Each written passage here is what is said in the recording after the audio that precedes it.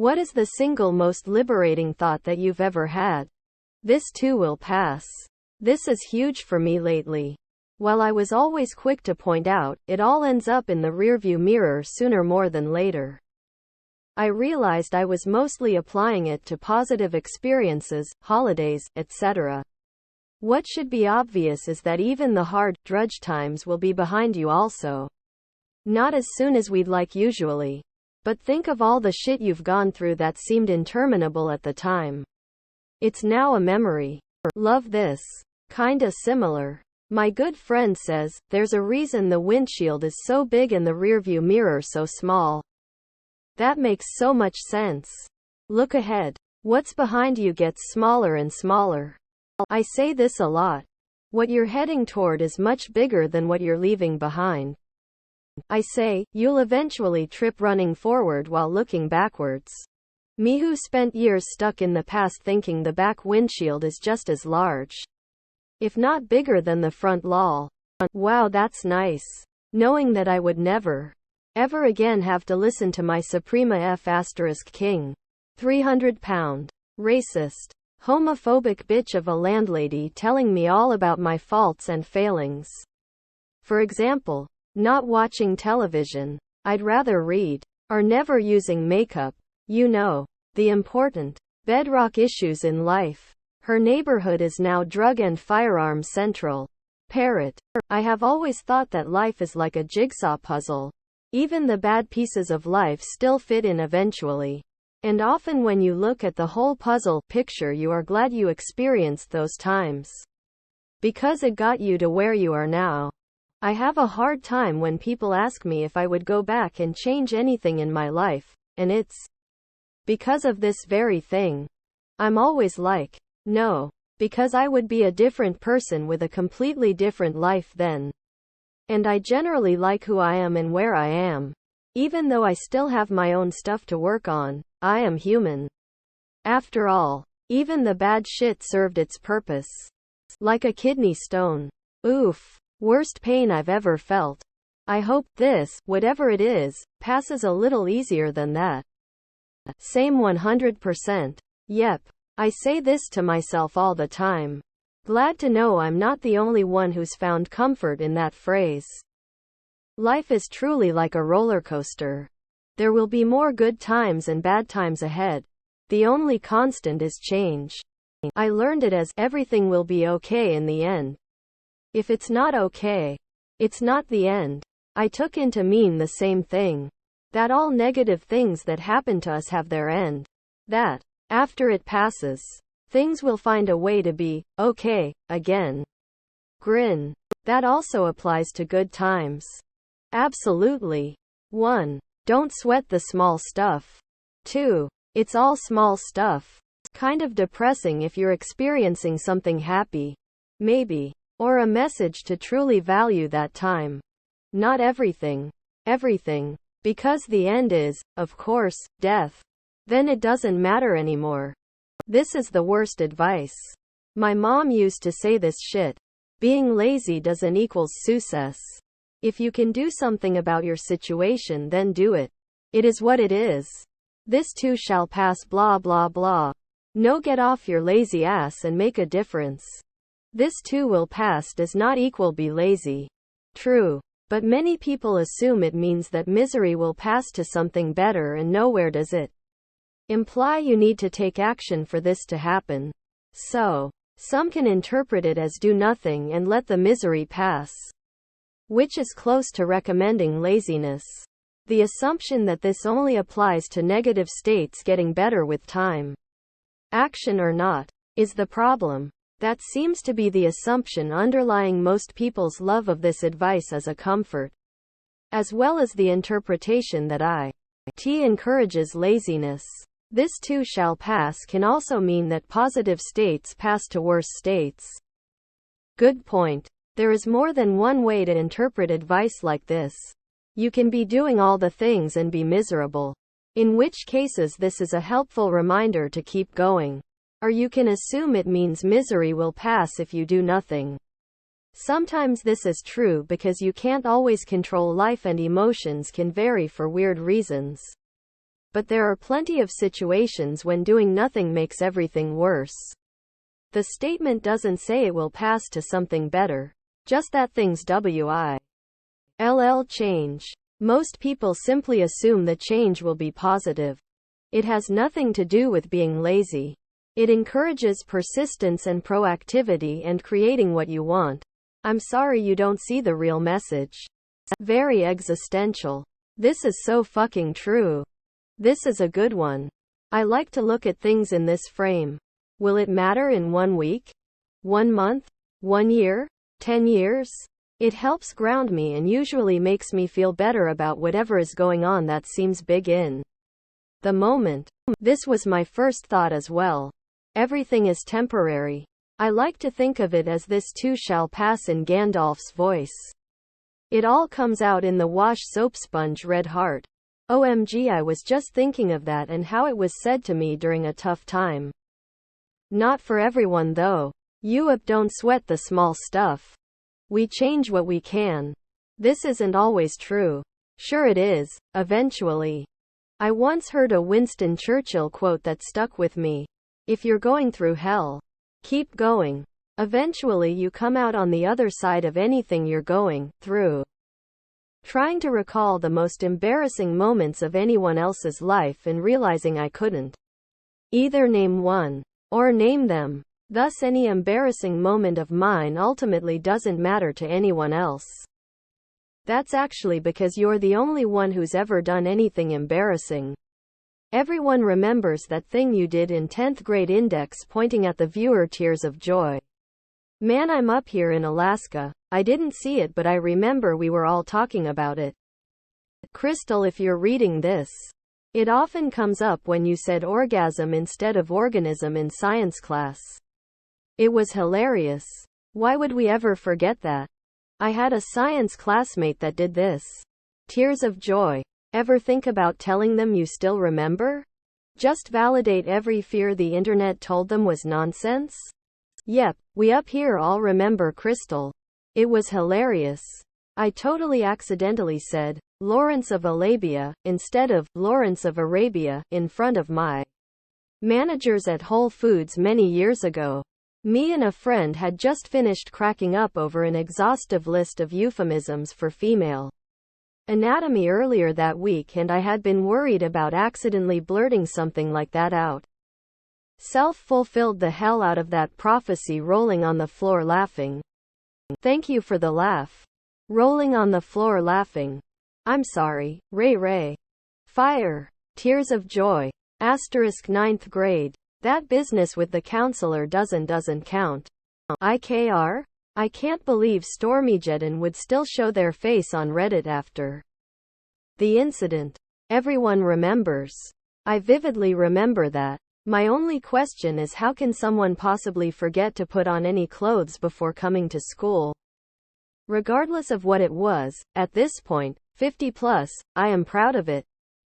Hate to break it to ya, but I vividly recall lots of embarrassing things others have done. I'll never forget walking in on John shitting in a urinal in middle school, so if that's you, sorry. To break it to ya. In middle school, that would have made you a legend. That's hilarious, not embarrassing, lol. Urinal deuce is pure evil. Just behind the upper decker. Oh god, that reminds me of an old memory of Omega level embarrassment. In like first grade, one had the stereotypical crush on the pretty girl of my class. Haley ****# censored at an ****. And one day while lost daydreaming about said crush, I was stricken with the need to relieve myself. I rushed to the bathroom and I quickly whipped my butt around. Dropped tro and backed into the stall, releasing my gas in the process. Gross, I know, but it's a vital detail to complete my shame. Upon setting my cheeks to the toilet seat, for just a fraction of a second I was stricken with the most peculiar feeling. Something was off with the seat. It was soft and warm and something else I couldn't place, so I got up and turned around to investigate. You see, there was sitting Haley with the most flushed expression I've ever seen. I just pulled my pants up, went back to my seat, and disassociated for the rest of the day. She was cool about it, but I was too embarrassed by my bare ass to ever really talk with her again. Okay, back to suppressing that little gem. Yeah, same here. There's one in particular that I will never forget. Gary in 6th grade English during the middle of a spelling test completely shit and pissed himself. Flooded most of the floor. He was right in front of me. Last I heard he's a white supremacist dude, can't even hold his bowels but thinks he's the superior race. LMAO. Same. Seems like a lot of Redditors have poor memories. Which makes sense if you go by repost frequency. You don't realize the gift you just gave me. Sure, some things are next level, but I torture myself over minuscule embarrassments. I know people who bring up embarrassing stuff I did 20 years ago constantly. It all depends on how embarrassing the thing you did was. Some cringe is indeed timeless. My coworker had to write something in front of the team, 30 dudes, for a stupid presentation thing. He tried in vain to pass it off to someone at the last moment. It wasn't a big deal whatsoever, so no one was paying attention. Imagine having to write 5 or 6 words on a board. That's all it was. Turns out he can't spell. Like, at all. He butchered simple 4-letter words. What makes it weird is that this guy is educated. He obviously isn't illiterate. It would be impossible for him to do his job. It sounds like he might have dysgraphia. I can read incredibly well. I read research papers all the time, but when it comes to writing physically, it's difficult to do so. I misspell basic words. I know, asterisk, how to write with a keyboard. It just comes out wrong. Damn. I need this wisdom as I dwell on stupid things I said 10 years ago. This is crazy. No joke. Some of that stuff is remembered. It's just that it's not as bad as you felt it was. Thanks for this. The camera doesn't though. Good thought. But I'll never forget the name, face or date of the one time that smelly kid projectile vomited all over his desk in the 4th grade. And the smell was so horrific that the entire wing of the school got to have class outside on the playground for the rest of the day. Barring extreme circumstances though. You're right. I still think about this freshman in high school who was carrying 2 trays and slipped backward and spilled both, loaded with ranch, all over the front of himself. This happened over 10 years ago. Geez. People don't forget. Superbad. I do recall when one of my colleagues shat her pants and was absolutely mortified. One time, this girl in high school shit herself in the middle of class during a chemistry test. We weren't in the same grade nor any same classes, but I still remember this nearly a decade later. Also, a boy used to let it rip whenever he had the urge, but he wasn't embarrassed by it, and it was a running quirk of his that the whole grade knew and joked about, but IDK. Still something embarrassing I can remember. Some things go down in history. Loudly crying smiling face with tear. I actually clearly remember when Martin shit himself in 4th grade. I remember all your embarrassing moments. It's okay if not everyone likes me. I definitely don't like everyone. I love everyone, but I can't stand their friends. I just don't like Steve.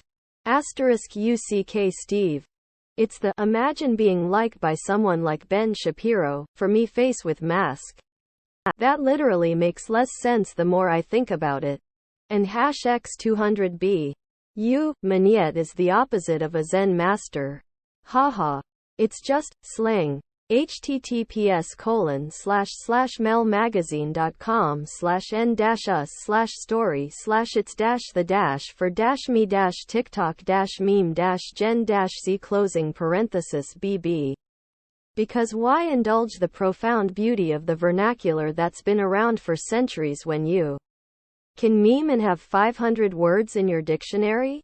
I bet the PPL from 500 years ago said the same shit about the PPL from 499 years ago. Face with hand over mouth. My point was that my generation and onward is purposefully retarding the language. Which is rich. Like how your comment is devoid of insight. That is. Ultimately F at #_ and retarded. I misread that as, it's okay if everyone likes me. I definitely don't have to like everyone else. And just thought, man, this person must be a wholesome badass. Dude, I literally had this thought on my lunch break today and it's like the heavens were parted in my brain and now I'm reading it again on fucking Reddit hours later. Lol, life is so weird. Good one. From this book it. Learning to Love the Girl in the Mirror. A Teenage Girl's Guide to Living a Happy and Healthy Life. By Helena Grace Donald. It helped me learning. Basically something like if someone doesn't like you, it may just be you guys are not a perfect fit. And that's okay. Thank you. Getting this for my tween daughter. NP smiling face. I used to hyper-focus on whether PPL like me when I was such a longer nerd in school. I love how now that I'm an adult, I ask myself if I like them and the answer is usually, no, lol.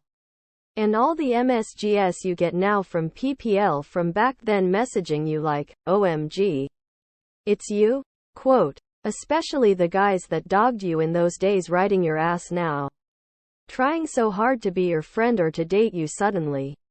I love leaving everyone on scene, lol. It's payback for younger me. Ooh, interesting question. I suppose for me, it's been the realization after a lifetime of people pleasing is that it isn't, and never has been, necessary. I can't control other people. Let it go. This is liberating once one gets it. Great comment. I was constantly worried I'd come off as an asshole for not people pleasing or for putting me first. Potentially undiagnosed OCD here. In therapy now, waiting on my testing to be available. I have a constant desire to make sure everyone is happy while simultaneously unintentionally making most people unhappy with most everything I say and do. I understand this, I just don't know it yet. If any of that makes sense. It takes time and experience to fully get it, I think. This is shifted left with periodic self-reflection. I'm the exact same and have just come to the realization I have untreated OCD. It's pretty nuts and I totally get what you mean when you say you don't know it yet. Hey, you sound like me. If something is important to you, you probably would understand if it weren't important to someone else. And vice versa. If someone can't get over your disinterest in doing something because they want you to, that's their issue to overcome. Further, as a person prone to people pleasing, if I'm going to say no to someone, I always feel like I need to explain myself. I feel like I need an objectively understandable reason for refusing. Or it's not reasonable to refuse. This is not the case. No, because I don't want to. But thank you for considering me, is, and needs to be understood as, a valid reason to decline an invitation or request. You just let people control you. You never controlled them to with. Yes, I did let people control me. But I was also very controlling in my own way.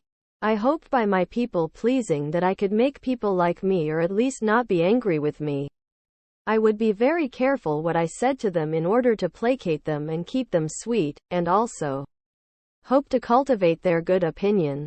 I've spent a couple of years in CODA. Codependence Anonymous.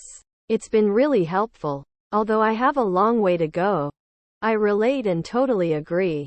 I'm sorry you knew a *T-head who was an addict. I'm still going to be kind and try to do the right thing. I've noticed that really pisses them off. Lol. Oh, I've known more than one T-head addict lol. Hopefully no more. Though, yes. I still try to be kind without setting myself on fire to keep people warm. I still find myself stumbling into my people-pleasing ways. It's hard to erase 54 years of programming. I disagree. I believe that sufficient PP skills parlay into social engineering.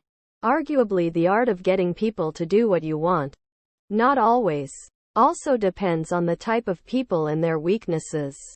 My comment was regarding her and the fact that she thought she could control people by pleasing them. Not that humans can't be controlled. And no is a complete sentence that doesn't require justification. Objectively, I understand this, but find it very hard to put into practice. I feel like I'm starting to learn this. It's been a huge struggle to not be a doormat, but I'm slowly getting better. It's important to decide the pain I want. When I was studying for the MCAT, I had two options really. I could endure the pain of intense studying for a couple months and get a great score.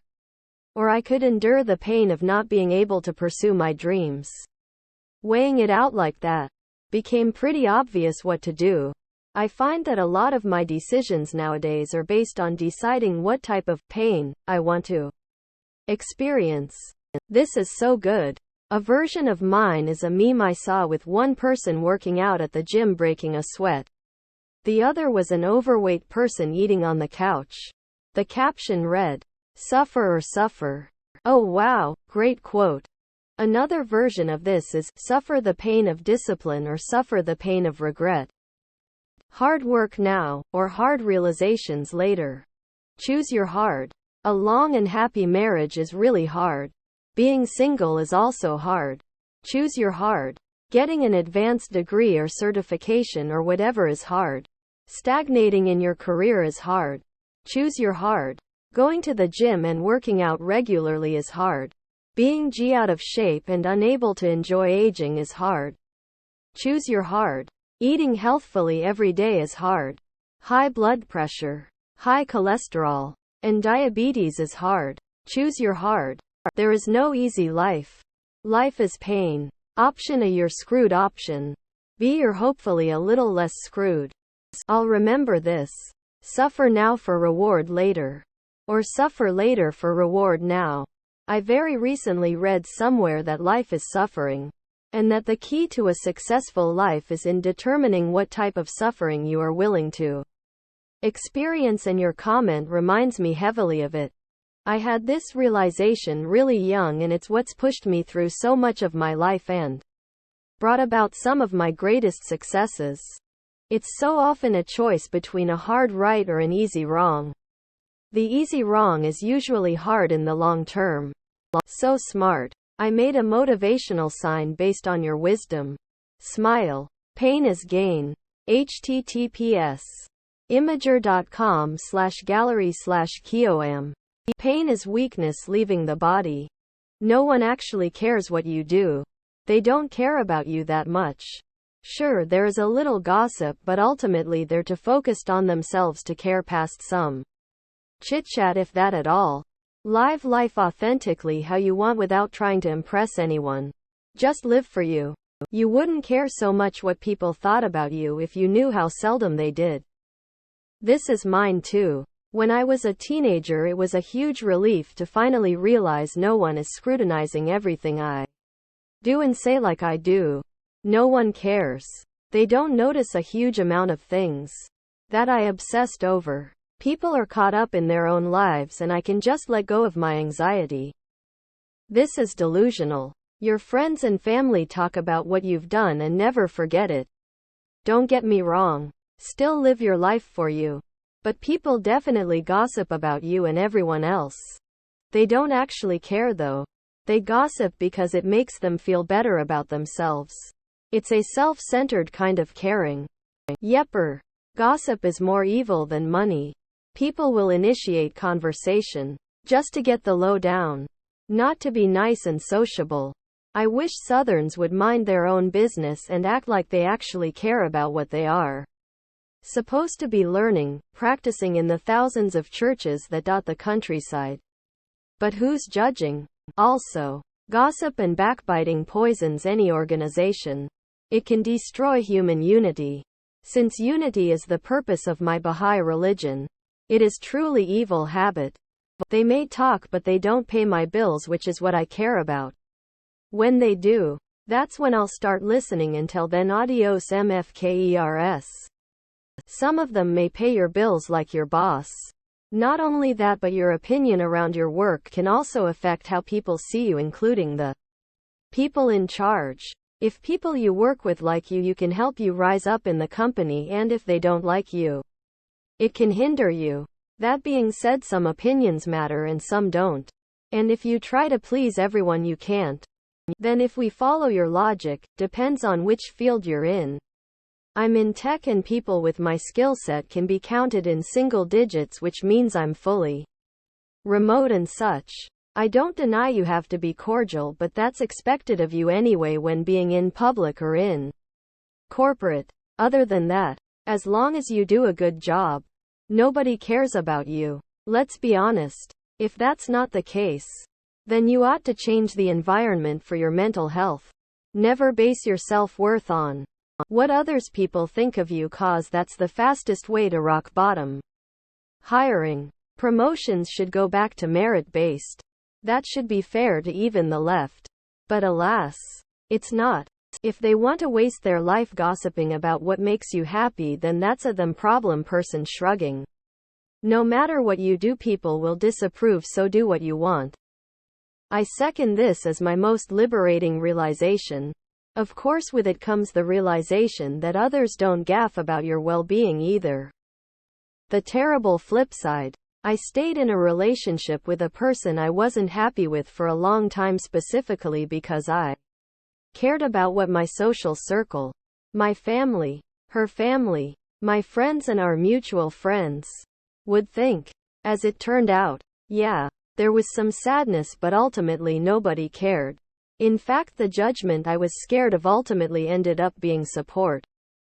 They do care what you do if you're an asshole to others. But yeah, in general, it's best not to worry about what people think all the time. This was, and is, huge for me too. When you realize how much really are you thinking of others as opposed to yourself. Bearing your kids, which you think about constantly. It's not even close. I don't have to do this anymore. In regards to an invitation to an event, one of my older friends told me, I'm too old to have to do things that I don't want to do. I've clung to that sentiment ever since.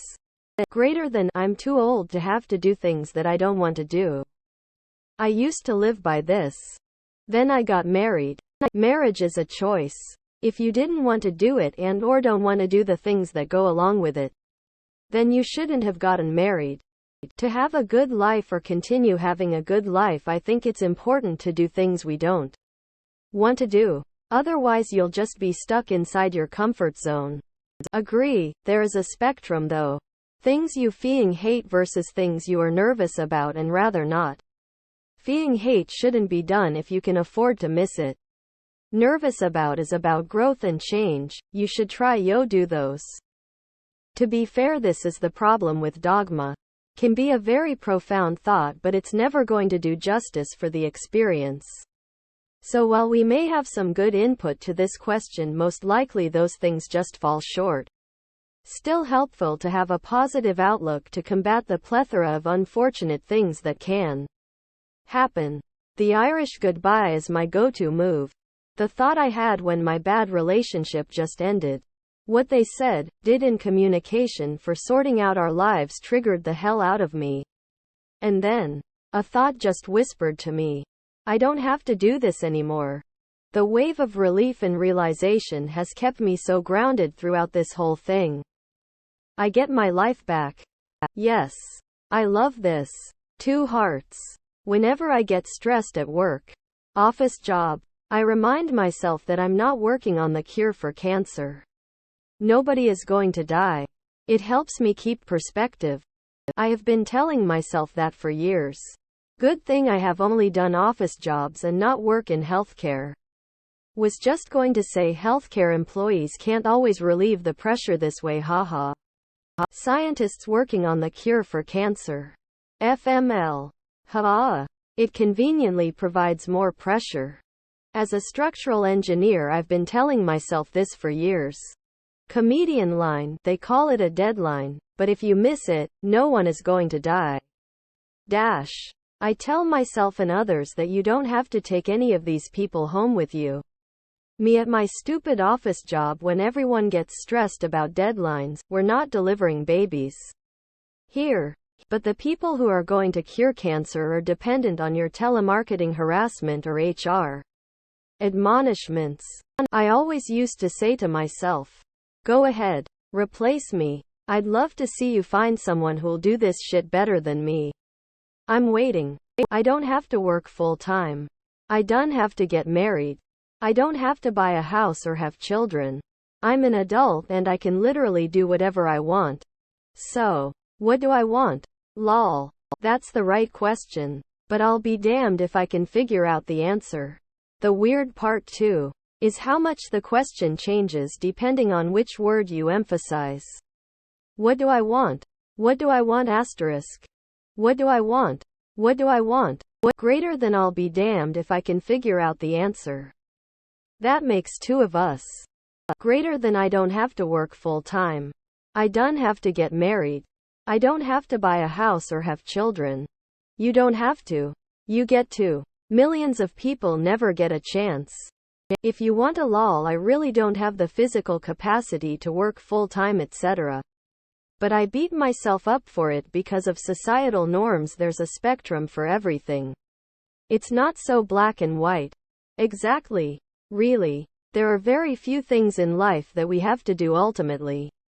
Realizing that we almost always have a choice, even in situations where it feels like we don't have one, is incredibly powerful. You beat me to it! Exclamation mark. Where do you live that you don't have to work full time? Like I get physically and autonomously we don't asterisk have asterisk to. But like if I quit my full-time job I don't get to eat food anymore lol. Some people live off-grid. Make their own little homestead. Things like that. You might think, okay. But how many people actually do that? But the point is that there are people that do. Along with people who find tens of hundreds of other ways to somehow make life work for them. It's kind of cool to think about, for me at least, that there is choice embedded in nearly everything. Even when it doesn't necessarily seem that way on the surface. I'd like to think, though, that we are able to be as free as our mind is willing to be. Multiple part-times? Living with other people? If not that, I'd like to know too. I live in Australia, in a major city where everything is accessible. I rent a big house but only have one housemate. For a time I was working a few part-time jobs, but due to the hustle culture mentality I got severely burnt out and have decided to stick to one part-time job lol. Also I'm a nurse, so I get paid a decent wage. Because I don't work full-time it kind of rules out owning a home in the near future, but that stuff is all personal preference. For food I've spent a lot of time working out ying things in bulk and freezing for a better price. Shopping at different supermarkets and greengrocers, and some things I even grow myself. It's a win-win because gardening is so good for your soul. You can do what you want but you can't want what you want. I don't owe anyone anything. Taxes have entered the chat. Greater than I don't owe anyone anything. You owe the world your best self. You do. But I don't think that is the gist of the quote. It's more like this. If someone wants to go out clubbing and you don't owe it to them to go. If someone thinks you should have curly hair but you like it straight, you don't have to change. If someone thinks Trump is the best candidate to vote for and you don't owe it to anyone to agree, etc. I owe myself my best self. The world wants to eat me, haha. You owe the world yourself your best self. Greater than you owe the world yourself your best self. Moving past the self requires enlightenment. You're not there yet. How can you be your best self for the world if you can't be your best self for yourself? Motivation has to start someone, and for most people that motivation has to come from within.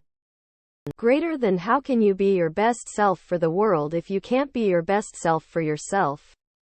Self is the starting point. To level up, we must serve others and transcend self. Greater than motivation has to start someone, and for most people that motivation has to come from within. It's the opposite. Most people need an external source. It takes a high level of self-awareness to be intrinsically motivated. I really don't. I owe that to myself, not the world. This world can go fuck itself. Greater than I really don't. I owe that to myself, not the world. This world can go fuck itself. Sexual frustration speaking. Passport bros clown face.